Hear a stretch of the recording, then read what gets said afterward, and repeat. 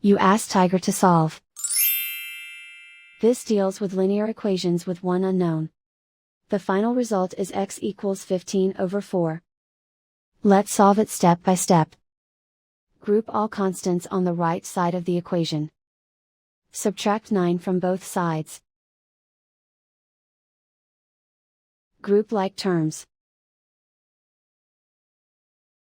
Simplify the arithmetic.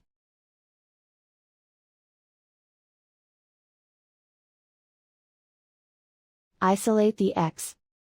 Divide both sides by 8. Simplify the fraction. Find the greatest common factor of the numerator and denominator. Factor out and cancel the greatest common factor.